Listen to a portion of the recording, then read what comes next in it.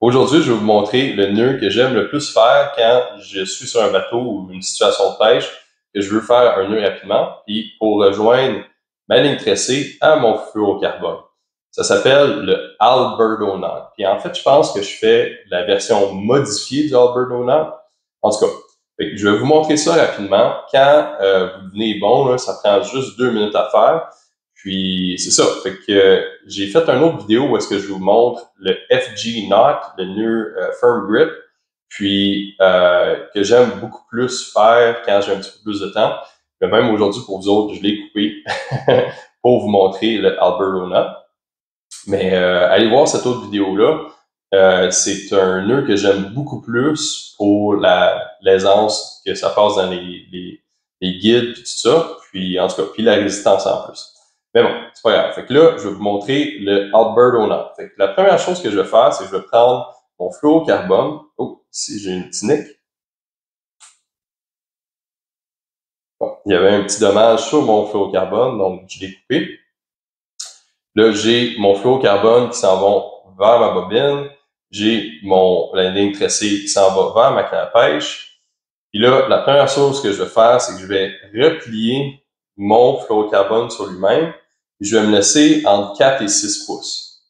Fait que là, boum. Là, j'ai ma petite loupe ici. Comme ça ici.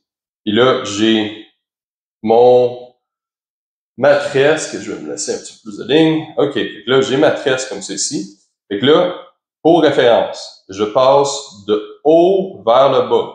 Là, ça va être important tantôt. Pour l'instant, c'est pas très important, mais faut s'en rappeler, je suis allé du haut vers le bas. Ensuite, on va se donner à peu près un 8 à 10 pouces de ligne tressée. Puis, on va commencer à faire des tours autour de mes 2 lignes de fluorocarbone. Comme ça ici. Fait que autour de mes 2 lignes de fluorocarbone, ceci. 1, 2, 3, 4, 5, 6, 7, 8, 9 et 10. Là, j'ai 10 tours autour de ça. Puis là, ce que je vais faire, c'est que je vais refaire la même chose, mais dans cette direction-là. Je vais essayer là, de les croiser un par-dessus l'autre. 1, 2, 2, 3, 4, 5, 6, il y a quelque chose qui ne marche pas, 10, 7. J'ai toujours plus de misère sur le retour que sur l'aller. 7, 8, non, 9 et le 10e. On va juste faire le tour vite fait, comme ceci. Fait que là, j'ai fait 10 tours dans cette direction-là et 10 tours pour revenir dans cette direction-là. Puis là, ce que je vais faire, fait que là, on va se rappeler, je suis passé du haut vers le bas. Fait que je vais refaire la même chose, je vais passer du haut vers le bas, comme ça. Parce que comme ça, quand ma ligne tire, ça tire dans la même direction que mon nœud de lousse. Là, après ça, c'est pour ça qu'on a un Alberto modifié.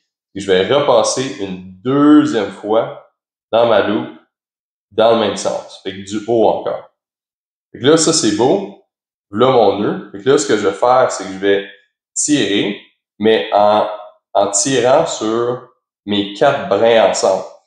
Tu sais, on parle souvent de comment est-ce que les nœuds sont faits, mais de la façon qu'on serre, c'est super important. Là, je vais juste commencer un petit peu, comme ça ici. Puis là, à ce point-ci, je vais aller l'humecter. Une fois que je sais que là, OK, mon nœud commence à bien se former, je vais l'humecter dans ma bouche. Et je vais juste pousser mon nœud avec mon petit doigt. Et là, on va faire notre serrage pour vrai. Et je veux que mon nœud soit vraiment bien dense. Et là, Je serre, je serre, je serre, je serre, je serre. Et puis, voici le nœud. Voici le nœud qui connecte mes deux fils. Fait que là, ça, je l'ai serré avec les 4 fils.